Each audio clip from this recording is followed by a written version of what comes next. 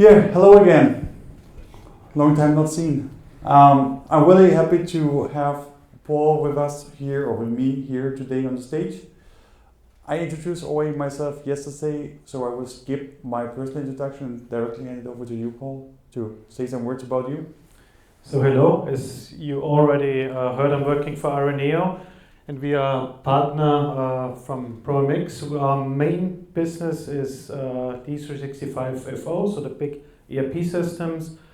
In total, we are based in Germany, we also are in Austria, Salzburg, my home area. We have small offices in Denmark, Bulgaria and China, but the main people are based in Germany, and out of around 400 people, 250 work in the ERP topic, but we cover with the rest of the people almost all of the Microsoft stack. We had the discussion yesterday, we do not do Business Central. But we also have some people working in the CE for sales, CRM, and when it comes to project operations, we work with proMX. Perfect. So at the end, to sum it up, those are always our go-to persons when we're here in our region, and it's about how to integrate or how to implement together certain projects, or how to achieve at the end integration between the two systems. Well, we had in the keynote this morning, we already talked about a lot of things, what we again cover today in the flow. At the end, while everything is starting from the business process flow, you've seen the business process flow map this morning, and we're happy that she shared that part of information, because we will pick it up from there, or Paul will pick it up from there again. We first at the end will talk a little bit more why this integration choices matter. So, I mean, you're exactly in that kind of situation, right? You're running on the one hand side project operations already since a while. On the other hand side, you're now on the way to implement at the end Dynamics Finance. What are the choices? Which ways you can take, or what is the implication behind? Those things we want to cover following at the end, as well with the project to profit as a part of the business process flow. So there is much more behind. This is really only one small piece of the process in the overall big picture. And then finally, we will at the end give you some key takeaways, hopefully, what you can take with you if you're in this kind of a decision, followed by the Q&A. So let me move to the first slide. So what we see here are the three deployment types for Microsoft when companies work in the project business. And the first thing we do, it starts even when we have some pre-sales together, Manuel and me, we discuss who does what basically. It starts with which part do you, which part is my part, where do we take the handover, and the same is at the customer side. So who does what, and basically this is where I come from. This is D365, Finance and Operation. There is an integrated project module, and for years we worked only with this one. We still do, and there are some scenarios where we still think it's the best fit. It's when a company is deep in the manufacturing. For example, if all of the items are pre-manufactured, it's key for manufacturing, key logistics, key warehouse, and only when they, for example, when they manufacture some parts for a building, and when they then create the building, then we use the project module and we use it for sales. But the key part is warehouse, logistics, production, so then we still use the deeply in FO integrated project module. But to be honest, it's very complex, it's deeply integrated, necessary for production and then warehousing, but for other businesses like consulting, engineering, everything you might do, project operations is the better fit. Yeah, and that comes to the far right side here. When we run project operations standalone, why they are connected like that. When we go some years back in the starting point in the beginning, Finally, the team on the Microsoft side, which were creating the project management and accounting module, which you just said was slightly complex. So the same team on the Microsoft side at the end started to build project operations or the predecessor project service automation. So a lot of the logic what we see in project management and accounting is already pre-built or part of the end, even of the core solution or the standalone solution on the Dataverse side. It is a Dataverse only, so there's no ERP component deployed, which then finally comes to when we want to talk about integration. It does not make sense to talk about finance only or Dataverse only. So today we will focus more on the integrated one, what we see here in the middle. So the solution also from Microsoft to get these two worlds together is the integrated deployment. Basically, it is having all the project functions out from project management and accounting. So the module is still alive, but more or less 90% is grayed out. And you do all the project work, so your delivery work is done in project operations.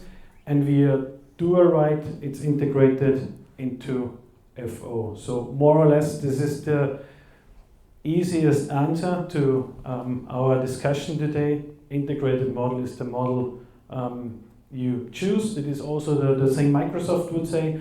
But during our project with customers, we found out that it's not always so easy. Maybe we can take the next slide, because here you see this is the everything in FO, which we won't discuss. But we will discuss two scenarios. Integrated, as just explained, but also we do have customers, and I think it's still worth to discuss it, where we do on purpose I think it's called light deployment. Core, in the meanwhile. Core. We are so happy about the name change. It's not longer light, like Coke Light, Coke Zero. No, it's now core, which means it's focusing on the core elements. And here you see is basically everything is done in the project operations. And the point here is you have more or less a fixed cutover, and it will fit for a lot of companies. So the project delivery, when you see here sales, planning, resource management, time entry, is done in project operations, much better fit. And when it comes to expenses, so incoming invoices, invoicing out to the customer with having also the accounting integrated, revenue recognition, and all the accounting and controlling tasks are done in FO. So basically this is a very good fit, but we found out it does not always fit for every company. There's always a but, right? So when we have a deeper look into this first option, and yeah, we can have maybe as well the split a little bit based on the personas involved in the process. I know that's a heavily loaded slide with a lot of text, but at the end, when we have into look people like working more on the front end, like project managers, resource managers, or at the end the people contributing to a project. From a Microsoft point of view, those are the people, they should work on what we call the Dataverse side, so on the front end.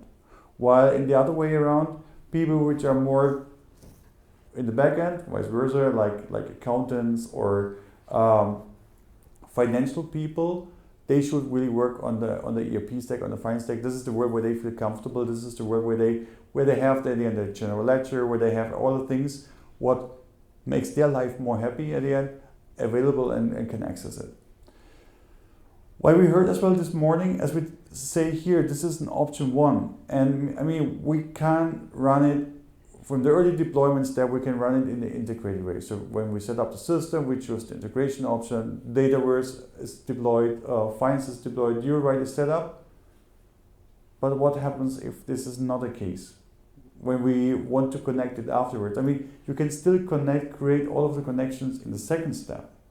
And I was quite happy this morning to hear that Microsoft will provide soonish an option, because do-a-right setup is a super feasible way to achieve it. And in the end, sometimes it is quite painful as well to go this way, because you have the number in mind how many tables are connected with your do-a-right.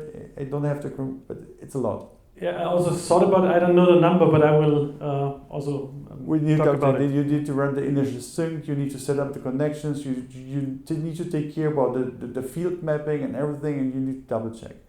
This as well usually a split between the two of us at the end. Second split is not only the based on the process as well. Where is the configuration happening? Is it a configuration happen in finance, like dual right, or is it a configuration happen on the CE side? This is as well a good point to split at the end of work. But finally, this is the most common way to when we talk about the out-of-the-box integration. Second option then would be more a customized integration. So I don't know how about you, but for us, when dual write was new, we had our issues with it. So it was not the easiest way. This was one way to think about a customized integration and PO core deployment to make to use just other interfaces than dual write. For two reasons. The one was we were not really happy at the beginning with dual write, and the second one, we just wanted to transfer to dual write, so in both directions, different fields, and this is the main reason. So dual write is a set of fields which are let's say connected between those two worlds, but for some customer requirements, we just need different fields, new fields. And what we did at the beginning was we really made like a customized interface. But in the latest project, we really do the integration again based on dual write, but like let's say like a customized dual write. So we do not deploy the integrated version, we do a light deployment, but use the dual write technology to transfer the data.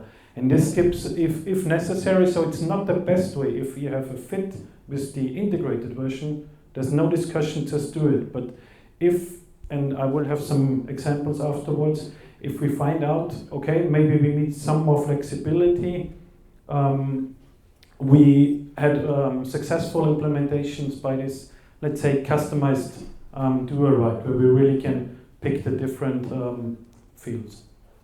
And maybe one more thing which just came to my mind is, but this is a little bit more deeper, what needs to be maybe a separate discussion.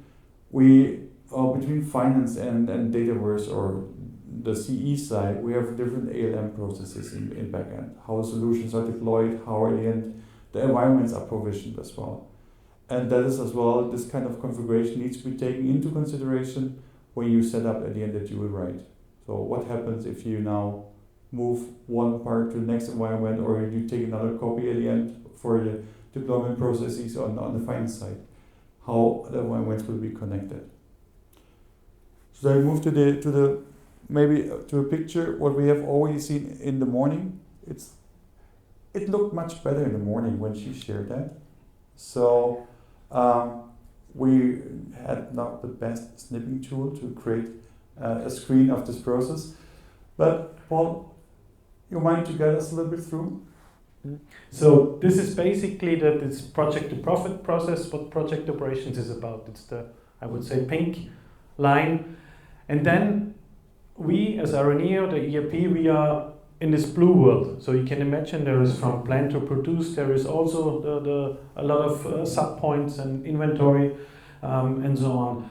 And our experience was the more the ERP is integrated in the project, as I said, some examples might follow, the more we need to customize on the interface, because the standard dual write would not deliver on all the information.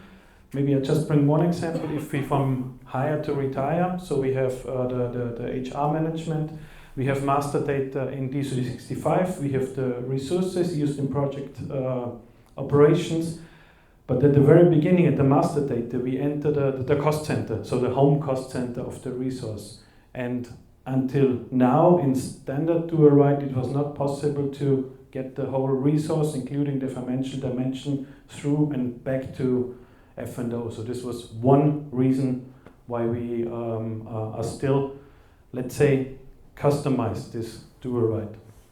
And as Paul said in the beginning, this is, I mean, we do not use this picture. Our approach is as of now a little bit more Excel based, but we have a look into when we targeting something together to see where the split is fine, what is in the scope, what is out of the scope. And there we heavily using at the end a business process flow map, which is oriented on the Microsoft one, a little bit adopted, but that is at the end the key source. And what maybe in addition to what was mentioned this morning, you see it here in the wording, this is not a Dynamics or not a Microsoft wording what was chosen here. She talked about the APCQ processes, which are a general framework available to describe processes at the end in every organization, in every company. And what Microsoft did here with this business process flows here, where they shared, or you can just go to the website and have a look into that. They do map that based on the best practice pattern they have against, at the end, the processes covered in a typical Dynamics 365 environment, not using Dynamics wording. So that is generic for persona, for business process, for description, like, right? When we talk about project profit, we not talk about project operations or any capabilities here within, at the end, project operations. We only describe the typical steps needed from starting to invoicing finally.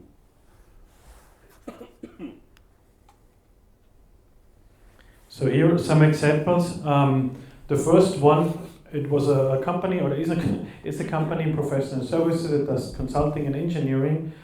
And the situation was they had minimal inventory, resource-based project, so with subcontractors, so usually perfect for project operations.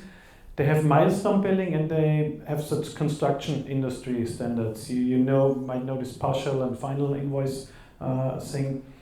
And then they heavily use the cost allocation between companies. So my example from before, one worker with his home cost center works for another business unit or even for another company within the group. So D365, lots of our customers often have more companies, even more countries. So we also have this intercompany thing.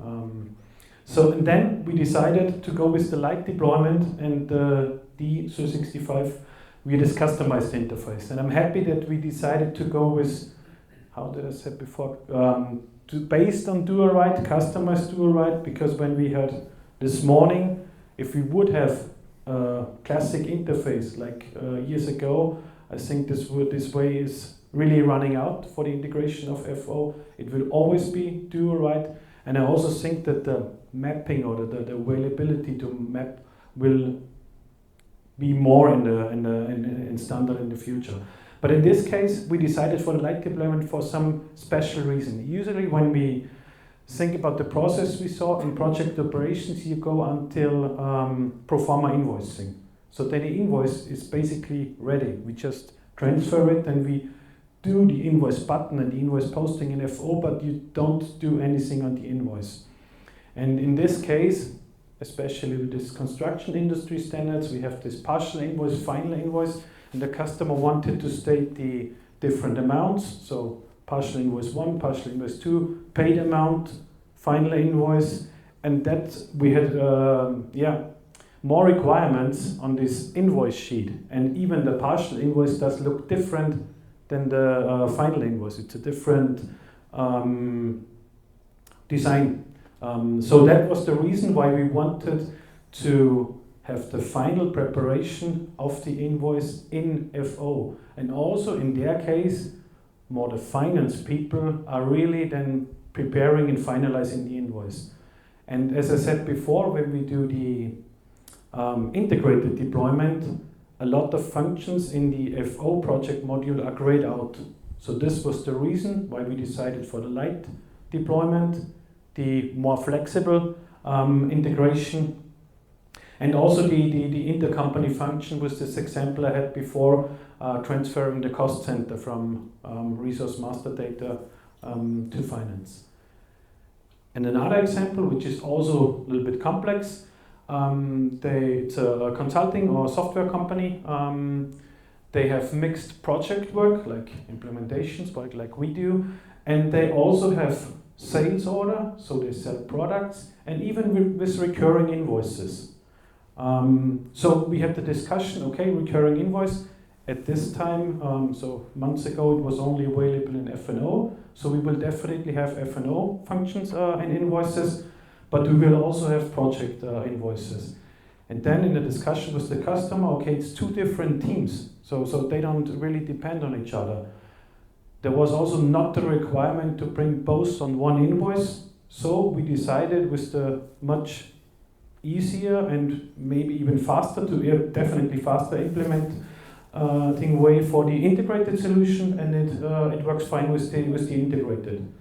So these are examples why we still think there are reasons for both, but what we heard about this morning with Do It Right and what's happening, I think this customized interface will have so much more will be in the standard Do It Right. Yeah, and like you said before, it is not in what we see as of today. I mean, world can change again. Nobody knows what will happen tomorrow or next week.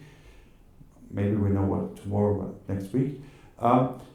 It is not, as of now, it's not a technology decision. For us, at the end, Do It Right is really a good way to go. It is stable, it can be used, but what is really important when you think about integration is have this process-wise thinking. What are the involved personas? What are who is it in the master, or where you have special requirements?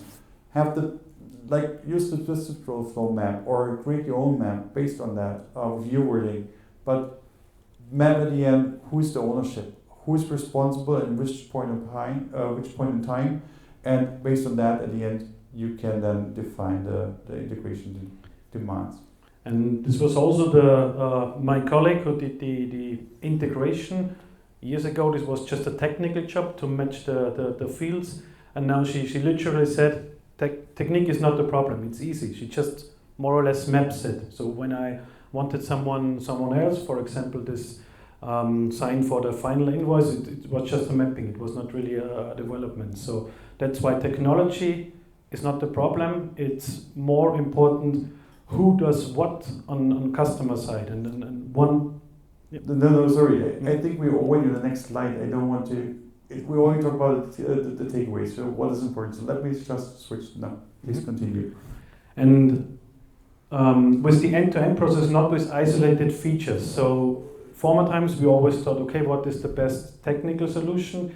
And now we need to think more from the process. So we don't want the end user to work in two systems. So one partial process, this is always our goal, should stay in one system, either it's project operations or it's F&O. So this was the main goal, because otherwise it's much more complicated for the users.